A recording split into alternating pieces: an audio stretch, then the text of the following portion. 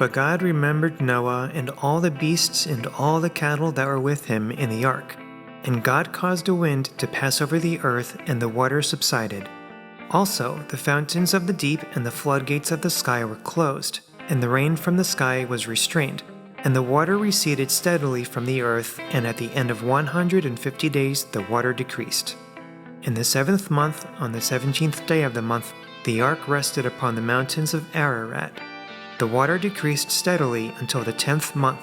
In the 10th month, on the 1st day of the month, the tops of the mountains became visible. Then it came about at the end of 40 days that Noah opened the window of the ark which he had made, and he sent out a raven, and it flew here and there until the water was dried up from the earth. Then he sent out a dove from him to see if the water was abated from the face of the land.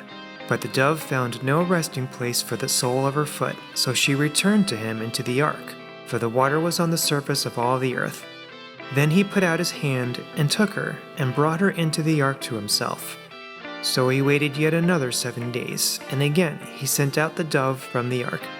The dove came to him toward evening, and behold, in her beak was a freshly picked olive leaf. So Noah knew that the water was abated from the earth.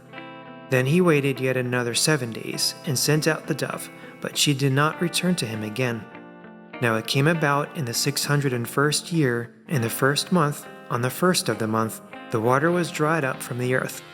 Then Noah removed the covering of the ark and looked, and behold, the surface of the ground was dried up. In the 2nd month, on the 27th day of the month, the earth was dry. Then God spoke to Noah, saying, Go out of the ark, you and your wife and your sons wives with you. Bring out with you every living thing of all flesh that is with you, birds and animals, and every creeping thing that creeps on the earth, that they may breed abundantly on the earth, and be fruitful and multiply on the earth.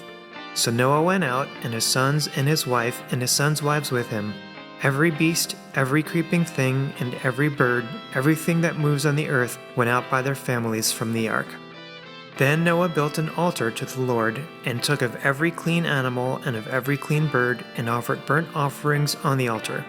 The Lord smelled the soothing aroma, and the Lord said to himself, I will never again curse the ground on account of man, for the intent of man's heart is evil from his youth, and I will never again destroy every living thing as I have done.